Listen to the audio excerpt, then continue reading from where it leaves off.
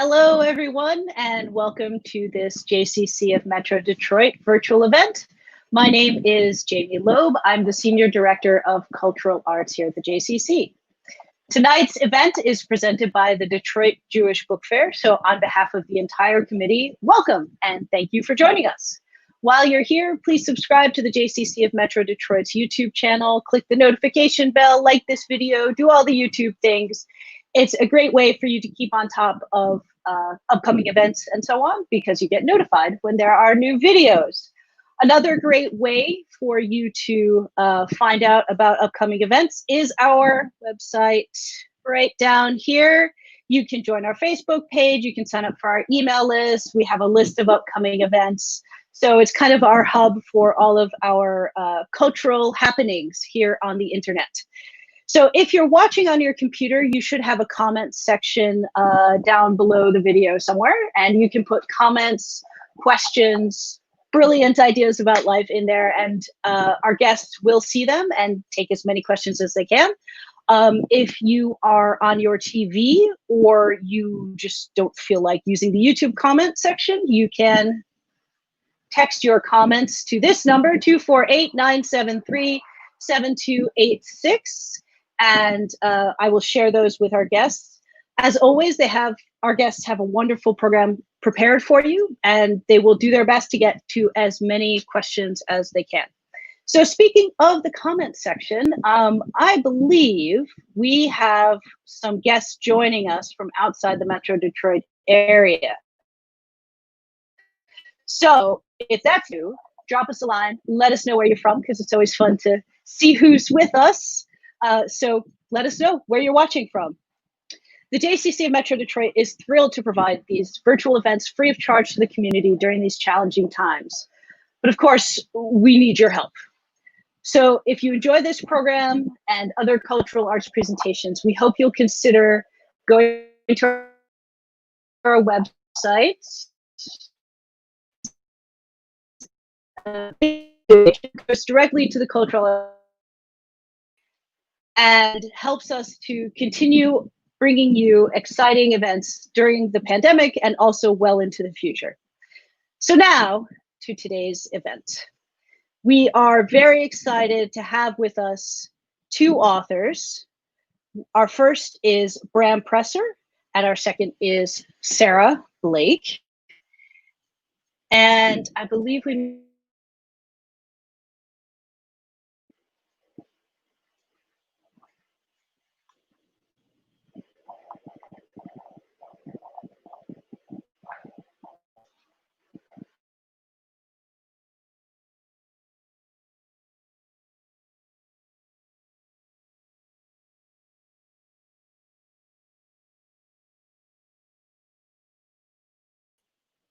Hi, everyone. Sorry for the technical problems. My internet has been acting up unpredictably today. So, as I was saying, we have two wonderful authors with us tonight. We have Bram Presser, who is the 2018 laureate of the National Jewish Book Award for debut fiction. And we have Sarah Blake, who's the 2019 winner of the National Jewish Book Award for debut fiction. So Bram Presser is also an alum of Book Fair 2019. And he is a semi-reformed punk rocker, recovering academic, lapsed criminal lawyer, and one-time cartoon character. He was born in Melbourne, Australia, where he still lives. And for 10 years, he schlepped around the world, screaming into a rubber chicken with the iconic Jewish punk band Yidcore before he turned to writing. His debut novel, The Book of Dirt, which was completed in Huntington Woods, believe it or not, was released to great acclaim and has won more awards than I can remember. The 2019 winner of the National Jewish Book Award for debut fiction is Sarah Blake. Before writing her debut novel, Naama, she published several books of poetry, including Mr. West and Let's Not Live on Earth. In Naama, she writes with a strong, sensual, modern language and uses time travel and dream sequences to create a multi-layered story of one of the most well-known biblical stories told from a whole new angle. Her next book, her next novel, Clean Air, is forthcoming from Algonquin Books in the fall of 2021. So please join me in welcoming Bram Presser and Sarah Blake. Hey, thanks, Jamie. Hello. Hey, Sarah. This is so funny. Like you're in London. I'm in Australia. It's kind of way nighttime there, and it's crack of dawn here. It's still, you can see it's still dark outside, and it's pleasant afternoon in Detroit. So, but no, look, I'm really glad to be back in Detroit. I have a very long and loving relationship with the city, and at a time when you can't travel, it's very nice to kind of still feel like you're there. So Sarah, firstly, congrats on the prize, the Goldberg Award for debut fiction. You too. That's yesterday's news. How did it feel getting the call? I mean, I wasn't expecting it at all. And they contacted me through Instagram, and I thought they had a question for me, and then I thought that maybe they were a different organization I'd already been talking to, and I was like, sure, whatever you need. And then I got the call, and I was shocked. I thought I'd done something wrong. I thought I was getting in trouble. Yeah, I was like, oh, it's happened now. Now the book's gotten into the hands of someone who's displeased. No. Look, I have to say, I read the book. Now, you call it Namer, don't you? We've got this American Australian Hebrew thing. But do you want to go with Namer or Nama? We can do Nama. We can do Namer. Yeah. I spent so long with just the name on the page, I'd never said it out loud, and then all of a sudden I had to start saying it. I was like, oh, right, okay. So it's Michelle. Now I loved it. It's just such a fantastic book, and it's a book that I read. When I read it, I really enjoyed it, and then just the more I thought about it, the more I was really quite wowed by it. It's incredible. It is, a retelling of the Noah's Ark story from the perspective of Noah's wife, Naama. Now, I reread in preparing for this, Genesis, Bereshit, which, I read at least 37 years ago. And as I distinctly remembered from the first time, Naama is not named. In Bereshit, it talks of Noah's wife and Noah's sons' wives. All the boys get names. How did you discover her, and what made you want to write about her in particular? Yeah, I'd been writing all these persona poems about women from Genesis and fairy tales, and I was just trying to think of women that I was introduced to as a child that I'd kind of been like, oh, I'm like that woman, I'm not like that woman, and trying to figure out myself based on all these characters that we'd been presented in all these variety of ways. And I wanted to kind of revisit all of them. I was skeptical of my childhood ideas of which women were worth paying attention to and who wasn't. And and I got stuck on Noah's Ark just thinking about her, and I ended up reading just the slightly longer, not that much longer story of Noah's Ark in the Book of Jubilees, or sometimes called Leptogenesis, and that's where all the women have names, so all their names are kind of based on what they are there. Well, Naama is exactly what it is, but everybody else, like Adada is Adada Nises, I think, and like everybody's is a little bit longer. And I was like, we'll make it. You can give them nicknames. It's all right. Yeah, they're nicknames to me. But yeah, so I started writing about her in the form of these poems, and that never seemed quite right. And then I had a friend who does movies and commercials primarily, and she was like, why don't you write a short film for me? And I was like, okay. And I wrote this short that was all about her again, and it turned into the first chapter of this. And I was like, I think I'm writing prose, and it was the first time I'd ever done that. Like a rude shock or something. Yeah. I was like, this isn't real, and this is just for me privately and the friends I send it to occasionally. And but when I was done, I was like, oh no, I think I wrote a book. Like I think other people will read this. I think I might send it off. I think it gets published to great acclaim. I think it just won awards. Yeah. That would be it great. didn't occur to me that you know, a lot of the women in the Bible, it's like it's very prescribed who you're supposed to sort of emulate, or you know, who are the kind of archetypal women, whereas you know every guy is, you know, however flawed, is a character proper. Yeah, what was it like process wise, writing kind of an overlooked figure? Like how much creative freedom did you feel? How much did you feel you were confined or otherwise kind of prescribed by scripture and interpretive tradition? Yeah, well, that was the amazing thing about this story, was that just she's not there at all. So I had a framework, which was really helpful for someone who's never written fiction before. I was like, I have a cast of characters, I have a timeline, I have a setting. I'm like, great. All the pieces are here. But there was nothing. I mean, even in the sentences where she's mentioned, if I'm remembering Genesis correctly, which I read it a bazillion times while writing, but I haven't read it again recently. I completely repressed it. Yeah. Yeah, it's only when it's like only the wives are only spoken about like in sentences that are going to refer to the wives like all together, being like, and on to the ark, that Noah's wife and his son's wives. And it's like, yes, that's exactly how it is. Yeah, that's it. Like twice, like boom, done. Like there's no like, maybe there's a little more, like no. And even but the story for all of them really is kind of lost. It's you get a sense of the timeline based mainly on Noah's age. Like the AG is when they get on, the AG is when they get off. You're like, okay, now it's been 14 months. But you're like, 14 months? It was like 3 paragraphs, like holy crap.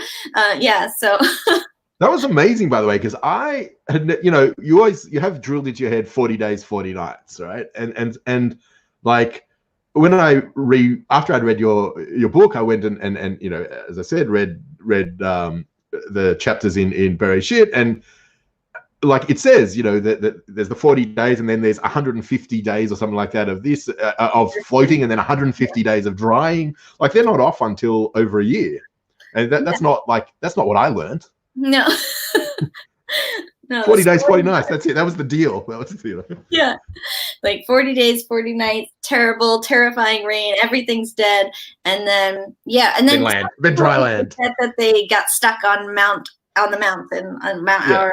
And so some will have that, but most still don't even have that. Until that guy found the remains of the ark in the 80s or whatever it was. Yeah. Oh yeah, you can still, the first thing you can search for it is like Google Maps will be like, there's this spot, and that's the spot. Because I mean, I guess that gave you a lot of scope for writing a life, I suppose. Yeah. It was really fascinating to think about all the different ways. I mean, I was often thinking about ways that I could give her to escape, but that meant I was often writing about her memories. I was writing about her dreams. And so I ended up writing a few more settings than I'd even planned on writing. But it all started with just being like, well, what is it like being trapped on an ark with that many animals? Where it's just so, that's the other thing. I was like, no one's really talking about like how gross that must be. Yeah, and also just the logistics of it. I was actually thinking about, you know, you have different animals that survive in different habitats and like, you know, different climates and all that, and they're supposed to all be on this one, you know, boat. And weirdly, the Torah gives exact measurements of the boat as well. Yeah, it's not that big, right? Like. No. I mean, you'd have a heady time just chucking a couple of elephants and hippos on it. But I found that kind of, I'd never really thought about the logistics of it until I read Naama, which for me felt like a book that was sort of ultimately about, I suppose, survival. Like on one level, there's the kind of the survival of narrative, of women's narrative, in the face of millennia of structural erasure. But also, as we said, on this very practical level, what's it like living on a boat full of animals for a year, humankind versus the environment, and also having read it during this lockdown time, it occurred to me that they did the ultimate isolation. This is also a book about isolation. So what do you see as sort of the relationship between our present times and Naama's story? Yeah, I mean, I'm grateful that I didn't write it during pandemic, because it would have been far too close to home. But yeah, I think there's a lot of ties to it, just in terms of which really freaked me out looking at it in terms of like a woman's position, and just like the way women are cast and relied upon and glossed over all at the same time. Yeah. And I was like, well, that's scary, like 10,000 years difference. And well, yeah. Not much changes, huh? Yeah, like remarkably similar. We just got rid of technology. No, that was, I think, one of the funniest parts of the book, and like transitioning to a new writing project was like the first time I got to let someone watch TV or something was like breath of fresh air. It's like, haha.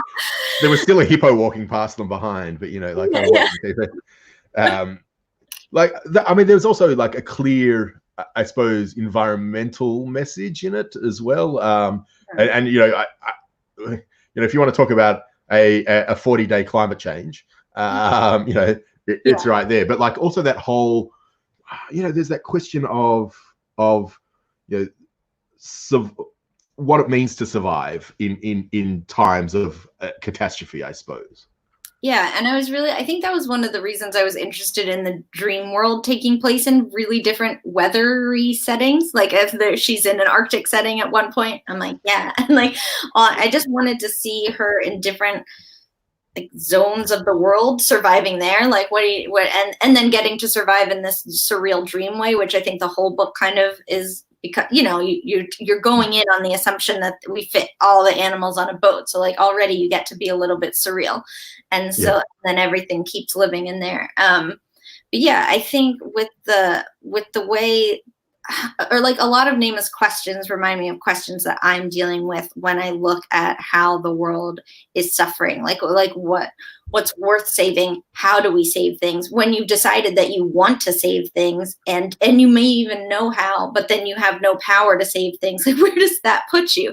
Like just like this, and so like this constant hopelessness is kind of what surrounds her. But also I feel it around me, in terms of a lot of things, but definitely environment is one of them. Yeah, I mean, the question of hope kind of really rings large, I think. You know, knowing the outcome of, you know, they survive. You know, it's not a spoiler. They end up on dry land. Yeah, I know. So I've ruined the book for everyone. And I just like this question of what will the world be like that we're going to I don't know, inherit or whatever when the disaster is finished. Like I mean, was that hope element, or how did that hope element kind of play into the way both you and also then Nama as you created her, I've made you godlike as you created her. Like how did that hope influence the kind of trajectory? Yeah, I mean, I think that was one of the things that I was most curious about in terms of like, I think it's very dark and twisty to be like, your world is crap and it's done. But when you recreate it, I'm going to give you the exact same building blocks to recreate it, but do it better somehow this time. And that's kind of mind blowing. And it makes you wonder, well, then where is the hope? So is the hope then in the human solely? And do I really trust humans at this point? Because we're 10,000 years later and we don't show a lot of trustworthiness towards each other and towards the environment and towards, I don't know, any kind of infrastructure we try to put into place.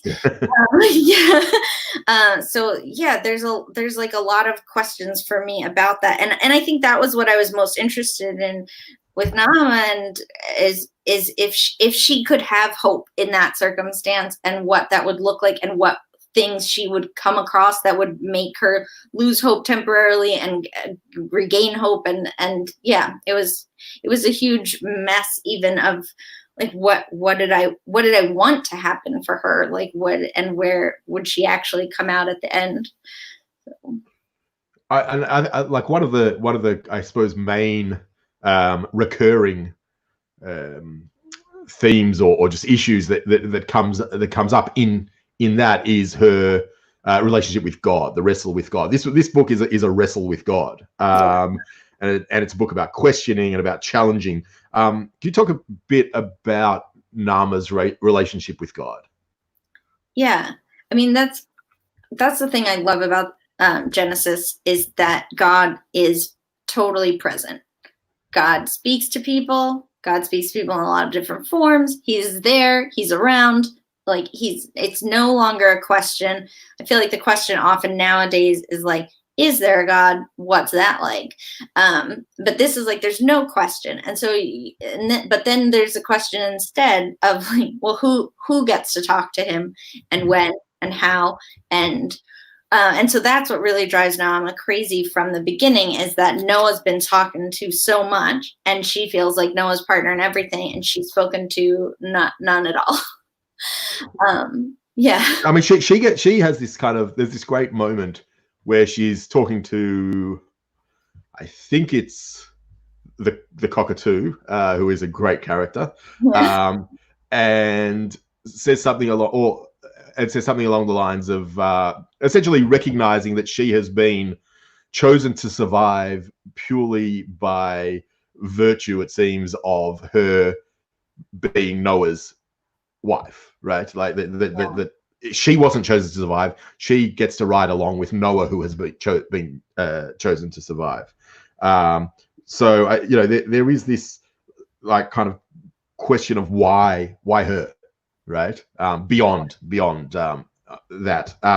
Like how do you think that kind of plays on her experience? Like the question of, I mean, and this is one that probably all of us would have in current times. Like, why me? Why am I? I mean, pandemic even. Like, why am I? Not infected. Why am I surviving? I think that's like a very contemporary question. Yeah. And for hers, the Genesis is so explicit about like, well, Noah's a righteous man. While he is chosen is very clear. What's unclear, and what I would think would be a little uncertain for his family, is like, are they all righteous, but by proxy? But his sons are like kind of like dicks. Like these are not, I mean, Noah shines with righteousness, sort of thing. But both in the Bible, where it's sort of not really, there isn't much of the sons' involvement, but they don't come across as anything special. And in the book, certainly they're kind of slightly pathetic, actually. Like yeah. And as I was trying to be aware of how the story continues. Noah becomes a drunk. The sons split off in different ways. One makes fun of him, and so him and all his descendants are cursed. The other two help him out. One, for some reason, is super blessed from there, and one they don't really talk about too much. And so it was like, well, okay, how would those personalities play out when they're like in their 20s, when they're like young and just married and hopping on a boat? And so I tried to kind of maintain my sense of them as characters, and even just with their there's a lot of debate about who's the oldest and who's the youngest, and they're portrayed differently all the time, and I just kind of had to go with what seemed fitting for my it was funny because like the way, like in the Bible, they talk about them in a particular order. They're always named in a particular order. And in your book, it seems the order is the opposite in that sense. Like, there's what, I don't know how Yafet, Japheth, however you want to I've heard it pronounce his name. Ways, that one. I think he's the oldest in the book. He's always mentioned third in the Bible. I just thought Ham would have been I just like the name, so I always picked him. But now Naama, she actually does speak with God. And that's a spoiler alert. Jeez. No, I'm kidding. Not really. Yeah. And God takes the form of 50 giant elephants. Yeah. No. I mean, if by the end of the book, I think I would have done something wrong. So hopefully people keep coming. No, I'll sit here in the corner now feeling bad. But I mean, what was that like conceiving of Naama's chance to finally actually engage with God?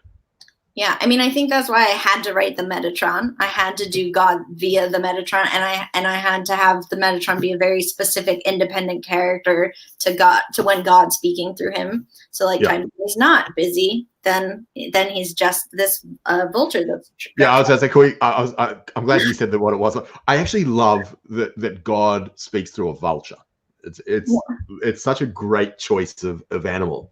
Yeah, and the Egyptian vulture is a really stunningly bizarre looking bird. And I couldn't get enough because I was researching all sorts of animals that you'd find in the Middle East, northeastern Africa, like the whole area that you would assume that this is happening.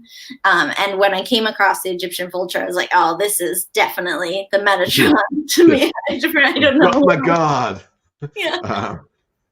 Yeah, it took a really long time, like, because I knew that obviously had to happen. That was Naaman's biggest concern, kind of, was, well, what was God's intent, and for who, and why, and how am I righteous at all? She doesn't view herself as righteous. She's never really considered people in terms of righteousness, and so I knew they had to talk, but I didn't know how to write that. And I was really scared to write that. But by doing it through the Metatron, building the Metatron up, and the journey to set the right setting for them to have the conversation that God wants to have with Naaman, like that, I don't know, it built my confidence and it eased me into it. I got to know Naaman better. By the end, I really understood how Naaman would react to God.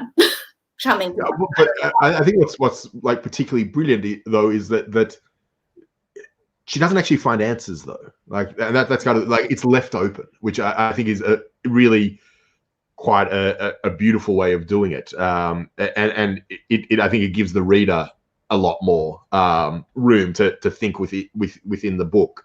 Now I want to talk a bit about the form of this book, because it's I would say it's kind of outrageously daring.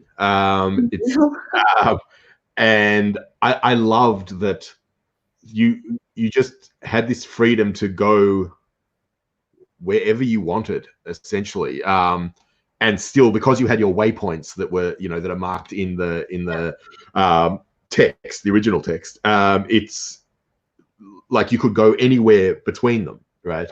And a fair bit of this, as you sort of alluded to earlier, happens on the boat, off the boat.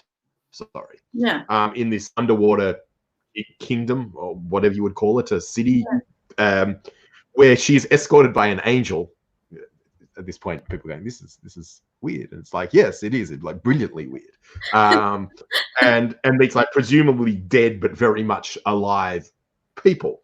And there's a lot of magical realist elements, talking animals, time slips. How did these come to you? Like where like how did you find these kind of places and these characters? Yeah, I mean, some parts came, I think, just like out of grief and out of Naaman's unimaginable grief. She seems to grieve most, like the lost children. And so I was like, well, I think she needs to see the children again. And so when there was an opportunity to have the children again, they came back. And so a lot of it was born out of like my grief considering the story. But then as I had to write Naaman more and more, and how she would really feel, it seemed impossible not to, just kind of, I don't know. I often just wanted to give her what she wanted, or give her what she needed, or give her what she didn't even know she thought she needed. And when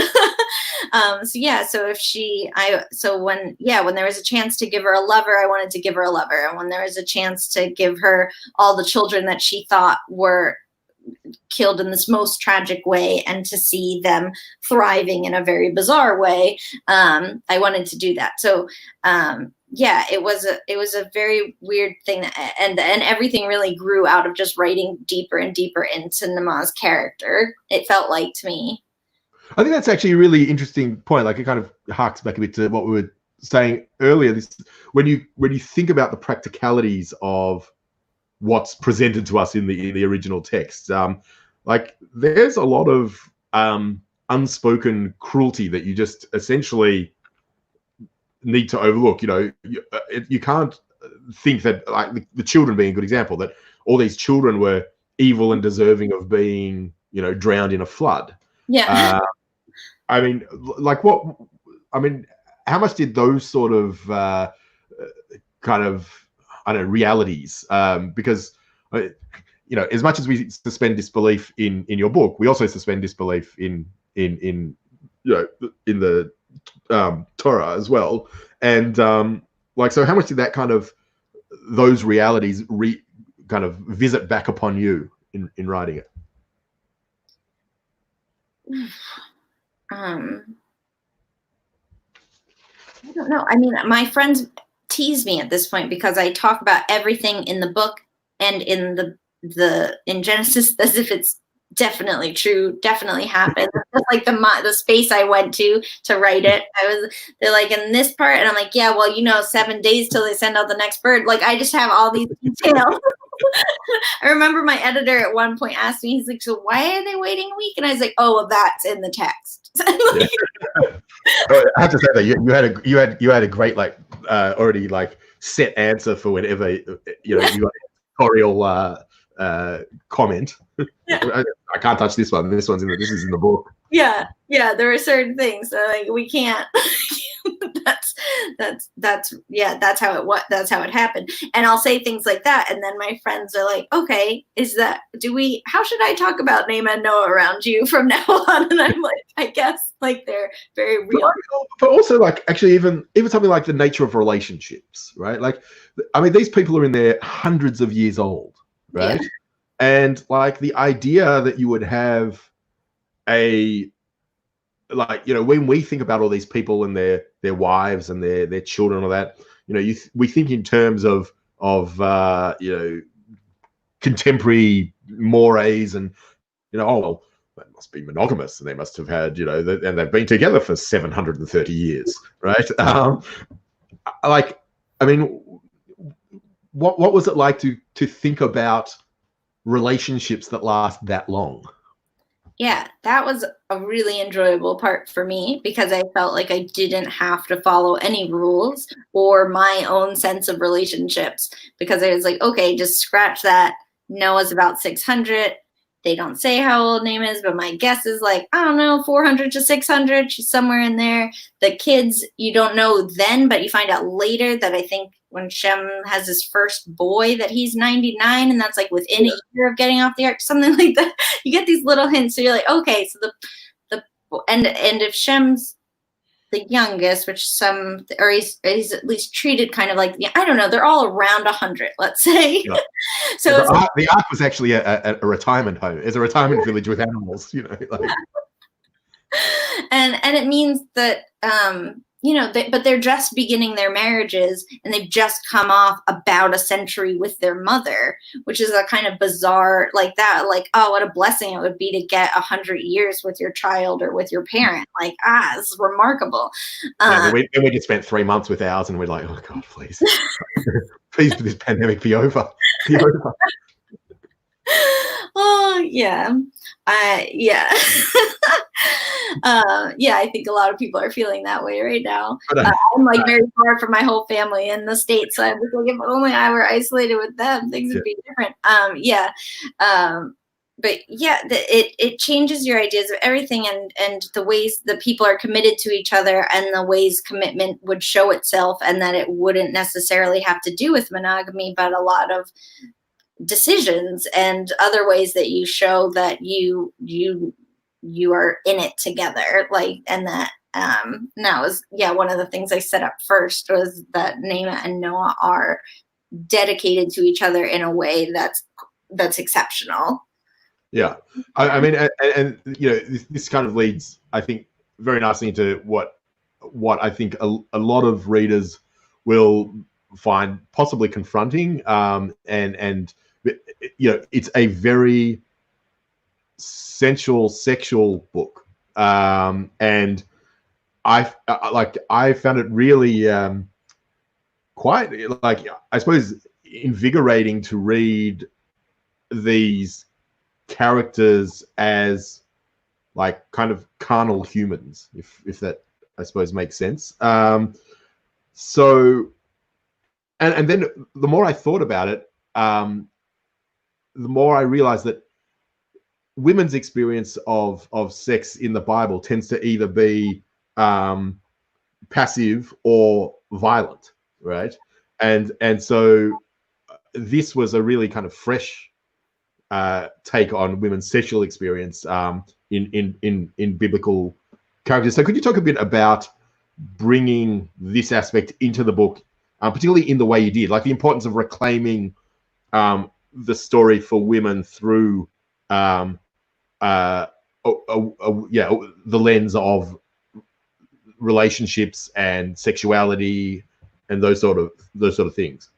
Yeah, I mean, it's kind of two-pronged, where one is that the whole book's about animals and saving all of the animals in the world, and so you right there you start I start thinking about humans as animals and all of our different needs and what that looks like.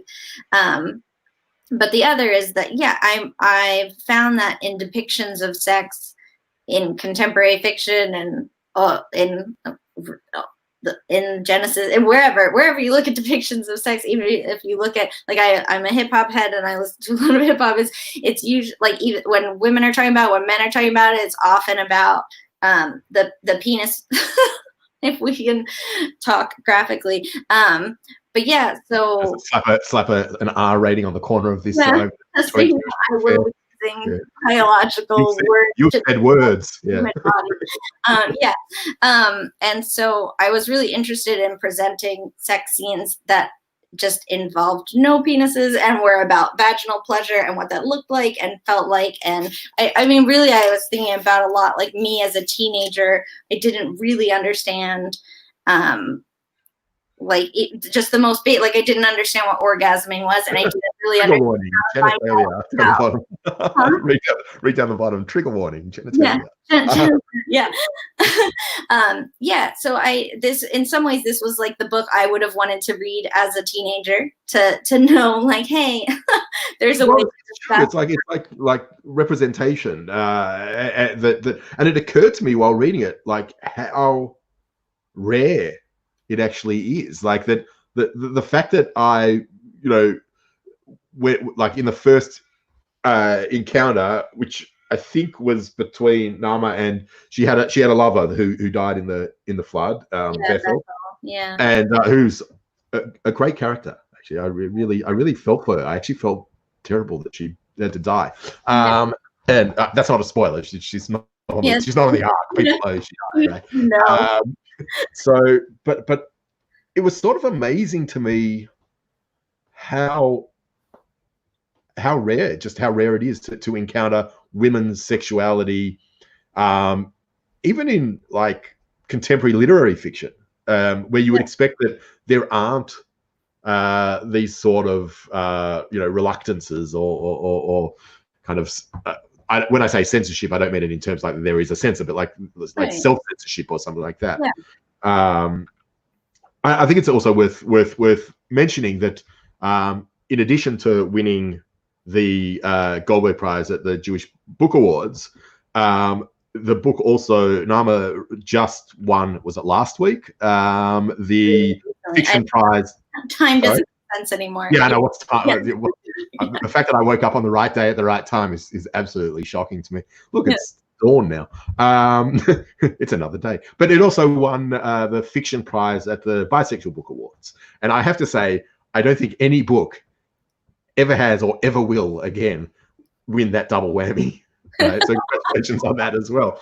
I hope it does. well, exactly. Well, that's true. Maybe you've set a trend. Yeah. But like it is very it's also interesting to think of the women in the Bible as being sexual beings outside of their relationship to the husbands against whom they're referenced. Yeah, and they talk about a lot in the Bible, like how some of these women yearn for children, so they're obviously partaking in sex, but to never discuss their enjoyment and often to discuss their rapes, like that's what's in there most of all, is just like it's just kind of crushing. And I was just really excited to write sex scenes that I felt good about and that were explicit and that were really focused on the body and what the body does and naming the body and just being able to talk more comfortably. Like, I know it's made a lot of people uncomfortable, but I would love, like, as a whole, if all our cultures would just speak really comfortably about body parts and yeah, no, well, this is the thing. I mean, it's and I can't help but sense, like, at the moment, and particularly over where you used to live and where, you know, Jamie is now, there is actually a return to the absolute, you know, almost fear of talking about sex in a way that is, you know, about enjoyment, that is about you know, positivity, or that sort of thing. It's like, you know, going back to these ultra conservative ways of viewing it. And I think, you know, that's what, like, you say that element makes some people uncomfortable. For me, initially it was jarring, and then it was like, because it was so unfamiliar in that sense. Yeah. But then once you kind of just accept that's part of the book, it's actually a really, like, meaningful part of the book and really kind of powerful part of the book. We have a question here on the side. I'm going to completely change the topic. If both of you have been successful in multiple writing forms, can you talk about the process feeling of writing a novel as it relates to other forms of writing? Well, I'll let you feel this first, because you've actually been successful in multiple writing forms. Sure. I don't know whether shopping lists for me and novels, but yeah. Sorry, go ahead. So because I mean, you've got you're a well-established poet. Before you that's really what I thought I would be forever, and I was really surprised that was not the case. But I have an obvious joke now, which is, so what does it feel like to have book sales? Yeah. It's bizarre. Though year 2 royalties are oddly similar. Yes, exactly. It's poetry I like to talk about in terms and the difference I like to talk about in terms of energy. Like, for me, for writing a poem, it's a hugely energetic, bursting form of writing. Like, it's very exciting to be at the page. It's very exciting to figure out how a poem's going to travel down the page. And it's when I'm finished, I feel like I could be awake for hours, because like I've done it, I've completed it, and like a strike of lightning went through me. And writing fiction is like the most, for me, like enjoyably meditative fugue-like state, where I just am like, oh, today I get to go back underwater or to the Ark or wherever, and I just slip into it for hours, and I come out of it, and it's just like, oh, that was nice. Like, but it feels very soothing. Like, and but it can have the flip side as well, because when it's not working, you're trapped in the dark, or you're trapped underwater. Because I mean, that's I think I share exactly that sense when writing. Well, my novel was very much when it was working, right?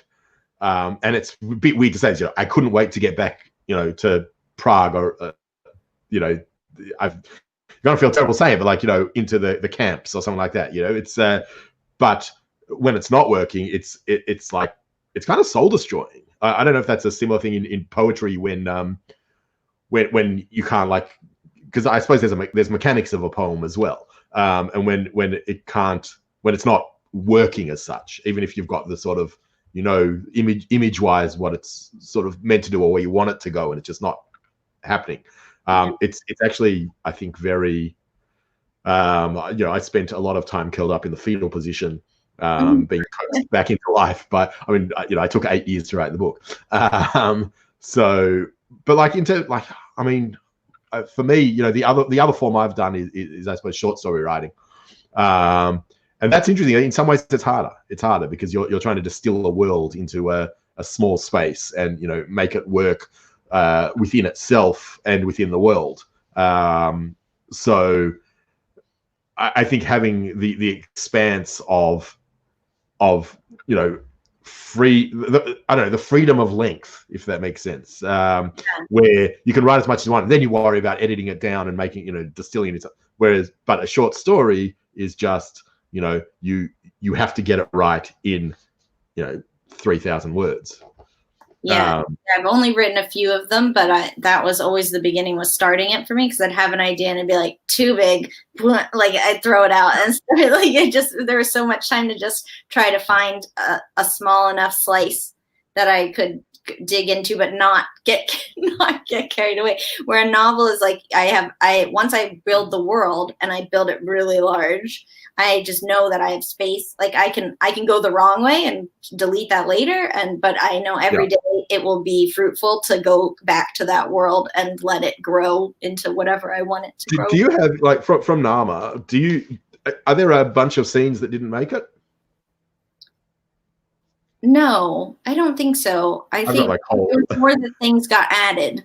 Right. Oh, okay. I hadn't done a scene with the rains, and my editor was like, "You have to have one." I was like, "It's got to rain at some point. People want rain." Yeah, I was like, "No, we're like 2 months in. She's already distressed."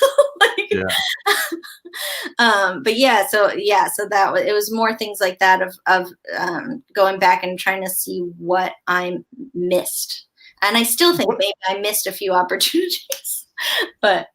Yeah, that's how it is. I mean, there are things I reckon I cut 60,000 words from my book. Wow. Yeah, so like there's quite a lot that's not there, and I wonder, what it would have been like if it had been. And probably the answer is just too long.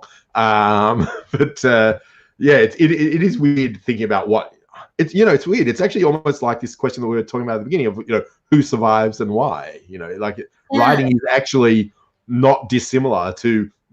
Packing everything up onto an ark and sending it out there and wondering what it's going to be like when dry land hits. That was talking about kicking a metaphor as far as it can possibly go.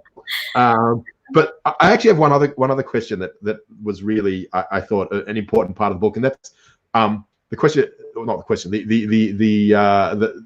theme of motherhood, and I think that really looms large in the book, and especially.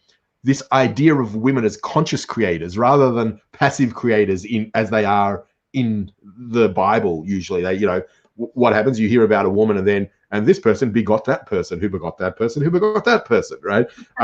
And names, yeah. but it's actually the women who are ultimately responsible for continuing the species. And it seems obvious, but this question of it being choice is oddly novel, right? And also particularly this question when they're on the ark, and I think it's is it Neela who's pregnant? Yeah.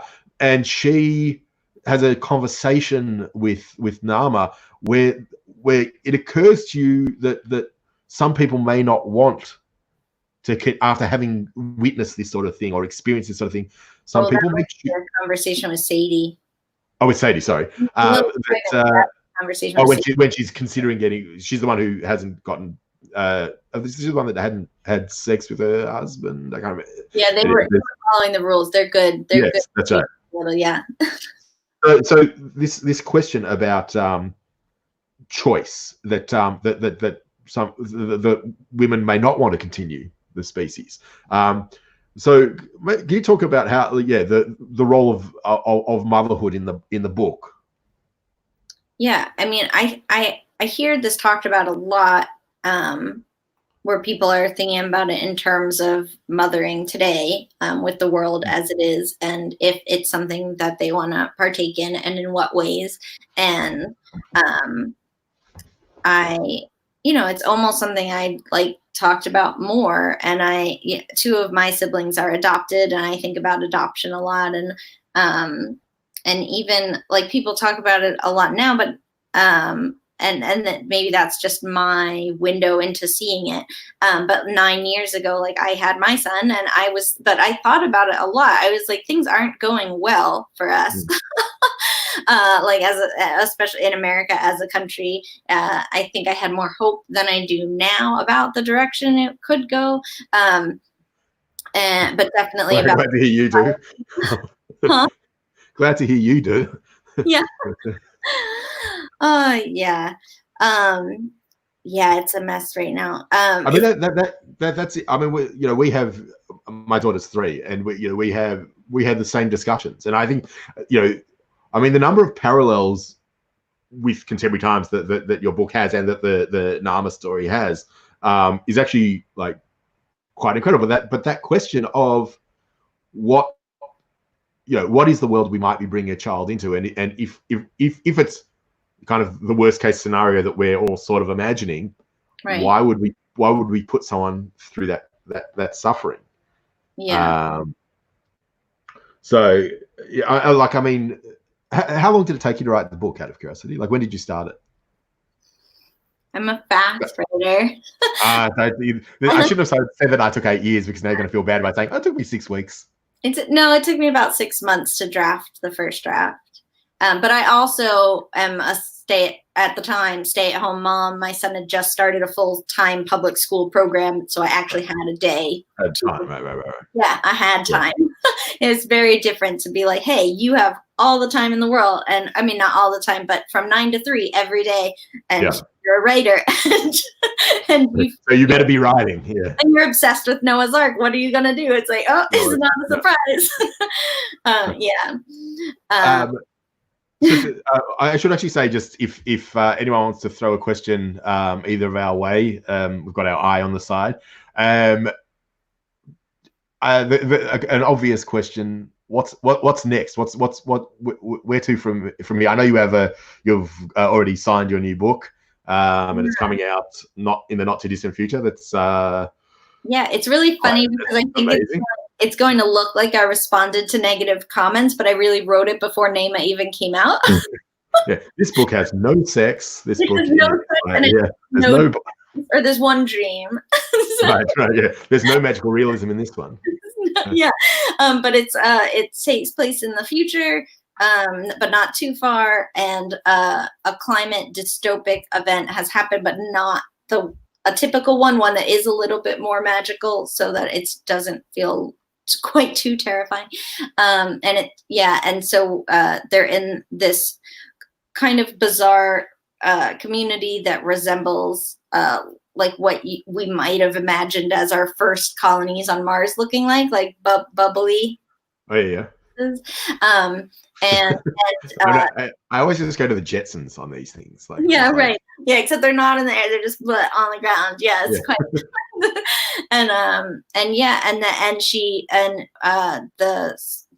The serial killer starts going around in what had been a near utopic town, because it's like 10 years after a catastrophic event.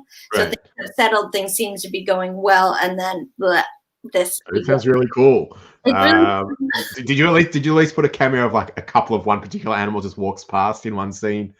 There's a group of people who are trying to bring animals back, because animals too, most of them died during what happened. Right. So there's a place in the mall that's trying to like breed animals back into being relevant and around. So that's really cool. A little bit. Does it have a title yet and a release date? It's called Clean Air, and it comes out in fall 2021 if all goes well. What's fall? That's like April-ish, isn't it? Is that in your? No, for us it's like September-ish. It's that. For me it's April-ish, right? We're flipped, yeah. So, yeah. As we've talked about my maths before, but yes. So what was I did have. Sorry. You want to talk about what's next for you? What's next? Well, I'm working on like 3 things. Waiting for the right one to kind of find its home. One's this kind of strange. I suppose you would call it a surreal fable. I think it's a novella. It's sort of, I don't know. I always seem to be writing about kind of identity and self, but this one's a bit more. I don't know. It's just weird. It's weird. I like writing fables. Like in Book of Dirt, there are a few fables kind of sprinkled throughout, and they were the most fun to write. And I like the freedom of a fable and the kind of messaging of a fable. So there's that. Then I've got another one which is arguably more heavy and depressing than the Book of Dirt.